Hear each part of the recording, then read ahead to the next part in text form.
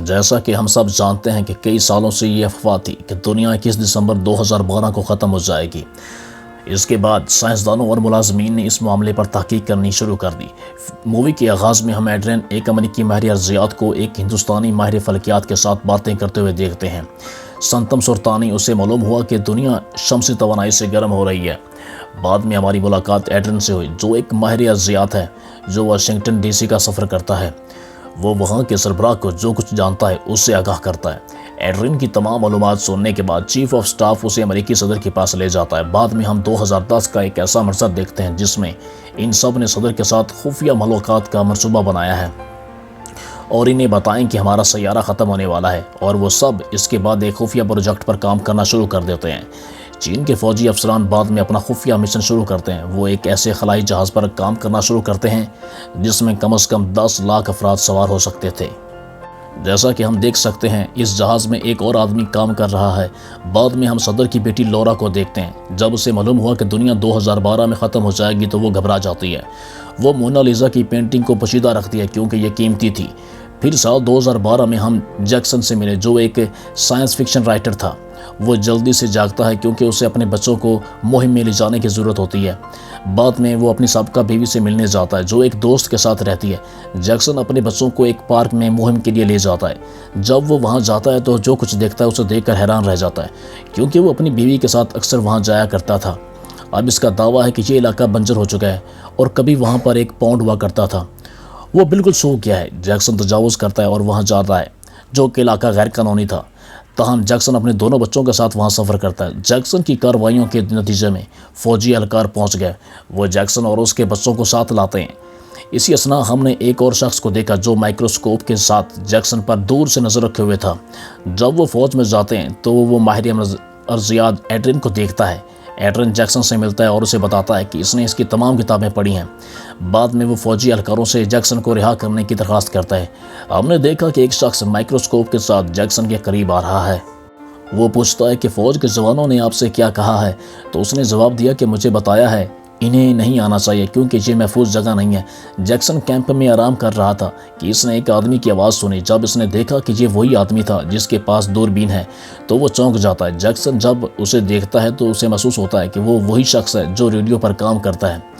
وہ دنیا کے خاتمے کے بارے میں معلومات دنیا کو نشر کرتا تھا۔ وہ جیکسن کو بتاتا ہے کہ زمین کی پلیٹیں جلد ہی اپنی سمت بدلیں گی اور ہماری زمین جلد ہی تباہ ہو جائے گی۔ اس کے نتیجے میں بہت بڑی آفتیں آئیں گی اور سب کا صفایا ہو جائے گا۔ جیکسن اس پر زیادہ توجہ نہیں دیتا اور وہ وہاں سے چلا جاتا ہے۔ اگلے دن ہم ایک دوست کے ساتھ جیکسن کی بیوی کا مشاہدہ کرتے ہیں۔ وہ ایک مال میں خریداری کر رہی تھی جب اس علاقے میں زبردست زلزلہ آیا۔ جیکسن کی بیوی اس سے رابطہ کرتی ہے اور اسے بچوں کو فوراً گھر لے جانے کا کہتی ہے۔ اگلے دن جیکسن اپنے بچوں کے ساتھ گھر واپس آتا ہے۔ وہ انہیں اپنی بیوی کے ساتھ چھوڑ کر وہاں سے چلا جاتا ہے۔ جیکسن دراصل ایک امیر آدمی کا ڈرائیور تھا۔ وہ اپنے بیٹوں کو چھوڑنے ایئرپورٹ پر جا رہا تھا۔ اسی اثناء کیلیفورنیا میں شدید زلزلہ آیا۔ جیکسن فوری طور پر اپنے خاندان کو لے جاتا ہے اور انہیں محفوظ جگہ پر رکھنے کی کوشش کرتا ہے۔ زلزلہ اتنا طاقتور تھا کہ کیلیفورنیا کی پوری ریاست کو زمین بوس کر دیا۔ تمام کمروں کو 2 حصوں میں تقسیم کیا گیا تھا اور تمام کاریں زمین میں اتر رہی تھیں۔ کوئی بھی چیز اپنی جگہ محفوظ نہیں رہی تھی کیونکہ سارا نظام تباہ ہو چکا تھا۔ تمام عمارتیں گر رہی تھیں اور سب زمین میں دب رہے تھے۔ تمام مبلغین، کاریں اور لوگ زمین کے نیچے دب گئے۔ یہ ایک تباہ کن زلزلہ تھا جس نے کیلیفورنیا میں سب کو ہلاک کر دیا۔ سب کی جان بچانے کے بعد جیکسن ہوائی اڈے پر پہنچ جاتا ہے۔ جیکسن ایئرپورٹ پر پہنچتے ہی اپنی سابقہ بیوی کو اطلاع کرتا ہے۔ وہ حکومت خلائی جہاز بنانے کے لیے ایک خفیہ مشن پر کام کر رہی ہے۔ خلائی جہاز تک پہنچنے کے لیے ایک نقشہ ہے۔ نقشہ اس شخص کے ہاتھ میں تھا جو مائکروسکوپ سے جیکسن پر نظر رکھتا تھا۔ جیکسن پارک میں اسی آدمی سے ملنے جاتا ہے۔ قریب ہی ایک بڑا آتش فشاں پھٹ رہا تھا۔ پہاڑ سے بڑے پیمانے پر لاوے کا بہاؤ نکلتا ہے۔ جیکسن اور اس کے اہل خانہ نے وہ نقشہ تلاش کیا۔ وہ آتش فشاں انتہائی خطرناک تھا لیکن جیکسن کافی مشکل کے بعد اپنے خاندان کو زندہ رکھنے میں کامیاب ہو جاتا ہے۔ اس نقشے کی مدد سے انہیں معلوم ہوتا ہے کہ یہ خلائی جہاز چین میں ہے۔ انہیں چین جانے کے لیے ایک بڑے طیارے کی ضرورت ہے۔ جیکسن اپنے خاندان کو اپنے باس کے پاس لے جاتا ہے۔ اس کے باس کے جڑواں بیٹے، اس کے دوست اور ایک پائلٹ تھے۔ اس کا نام ساشا تھا۔ وہ سب وہاں سے نکلنے میں کامیاب ہو جاتے ہیں۔ فلم میں ہم یہاں ماہر ارضیات ایڈرین کو دیکھتے ہیں جو اپنے والد سے بات کر رہا تھا۔ وہ ایک موسیقار تھا۔ وہ اس وقت جہاز پر سفر کر رہا تھا۔ ایڈرن اپنے والد سے کہتا ہے کہ ہماری زمین ختم ہونے والی ہے۔ وہ دونوں رو رہے تھے۔ اس کے والد کو معلوم تھا کہ ہم زیادہ دن زندہ نہیں رہ سکتے۔ اس کے والد جانتے ہیں کہ جس جہاز پر وہ سفر کر رہے ہیں وہ بھی جلد ختم ہو جائے گا۔ اس دوران امریکہ کے صدر کی ایک آن لائن کانفرنس ہوتی ہے جس میں وہ سب کو سچ بتاتا ہے۔ صدر بتاتا ہے کہ وہ کسی خلائی جہاز پر نہیں جا رہے، وہ یہاں دوسرے لوگوں کے ساتھ رہ کر اپنی جان کی قربانی دیں گے۔ ہم ایڈرن اور لورا کی بیٹی کو دیکھتے ہیں جو صدر کی بیٹی ہے۔ جہاز میں سفر ہونے کے بعد وہ چین کی طرف روانہ ہو جاتے ہیں۔ دوسری طرف جیکسن چین تک پہنچ جاتا ہے۔ جیکسن کے ساتھ اس کے باس کی فیملی بھی شامل تھی۔ جیکسن کا سفر انتہائی خطرناک تھا۔ بے شمار مشکلات اور رکاوٹوں کے باوجود وہ چین پہنچتے ہیں۔ بہت سے جدوجہد اور مسائل کے بعد وہ پہنچ جاتے ہیں۔ دوسری طرف پوری دنیا ختم ہو چکی ہے اور صرف چند لوگ بچ گئے ہیں۔ وہ سب اسپیس شپ میں تھے اور سب کے سب خوش تھے۔ بعد میں نیا سال شروع ہوتا ہے اور فلم 2012 کے قریب آتا ہے۔ لیکن اسی بیچ جو ان کا پائلٹ تھا اس کی ڈیتھ ہو گئی تھی۔ اسی بیچ ہم یہ بھی دیکھتے ہیں کہ US کے پریزیڈنٹ سبھی لوگوں کے ساتھ ایک ارتھ کویک میں مر جاتے ہیں۔ دوسری طرف ایٹرن کے فادر جو کہ ایک شپ میں موجود تھے وہ بھی مر جاتے ہیں، کیونکہ جس شپ میں وہ ایٹرن کے فادر سفر کر رہے تھے وہاں پر سمندر میں ایک بہت بڑا طوفان آ گیا تھا۔ اس کے بعد وہ شپ ٹوٹ گیا تھا جس میں ایٹرن کے فادر کی ڈیتھ ہو جاتی تھی۔ دوسری طرف ایٹرن کو جب یہ بات پتہ چلتی ہے جو اس کا انڈیا میں دوست اوسٹر فیسر نام تھا اس کی بھی ڈیتھ ہو جاتی ہے۔ اب ایٹرن کو یہ بات پتہ چل گئی تھی کہ سبھی لوگ آہستہ آہستہ مر رہے ہیں اور بس وہی لوگ بچ سکتے ہیں جن کے پاس 1 بلین یورو ہیں اور وہ یہ پیسے اسپیس شپ میں جانے کے لیے دیں گے۔ یہ سن کر ایٹرن کو بہت زیادہ برا لگتا ہے۔ وہ کہتا ہے کہ اور زیادہ لوگ بھی بچ سکتے تھے لیکن جس کے پاس پیسے ہیں وہی اسپیس شپ میں آ جا سکتے ہیں۔ دوسری طرف ہم دیکھتے ہیں کہ چائنا کی آرمی وہاں پر آ گئی تھی اور جیکسن کے باس جن کے پاس گرین کارڈ تھا وہ ان کو اسپیس شپ میں جانے کی پرمیشن دے دیتے ہیں، لیکن جیکسن کی فیملی کو اسپیس شپ میں جانے کے لیے اجازت نہیں ملتی کیونکہ جیکسن کے پاس کوئی بھی گرین کارڈ نہیں تھا۔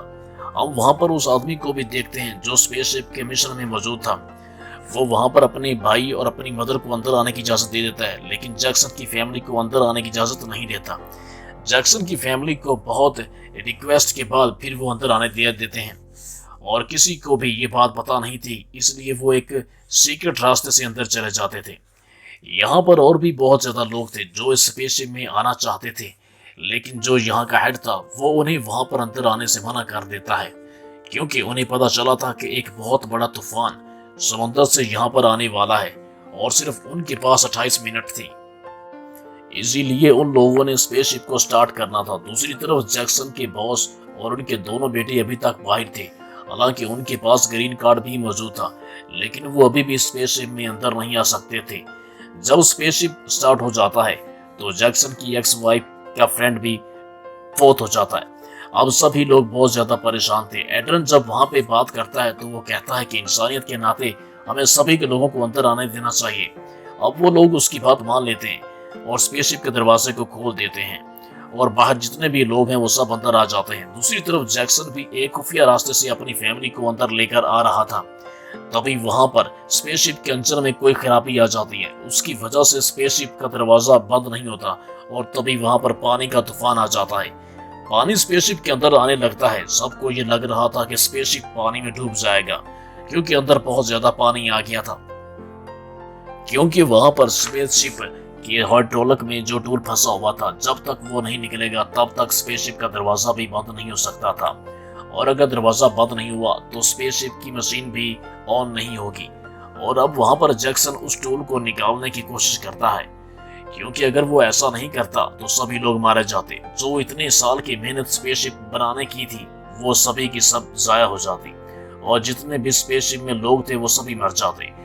دوسری طرف پانی بھی اسپیس شپ کے اندر آہستہ آہستہ آ رہا تھا، یعنی جیکسن کے پاس اب بہت تھوڑا ٹائم تھا اس ٹول کو نکالنے کے لیے۔ جیکسن کافی زیادہ کوشش کے بعد اس ٹول کو انجن سے نکال لیتا ہے۔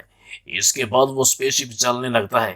بہت زیادہ سٹرگل، ہارڈ ورک اور کوششوں کے بعد وہ سبھی لوگ بچ جاتے ہیں۔ دوسری طرف ساری دنیا ختم ہو گئی تھی اور صرف اس میں کچھ ہی لوگ بچے تھے جو اس اسپیس شپ میں موجود تھے۔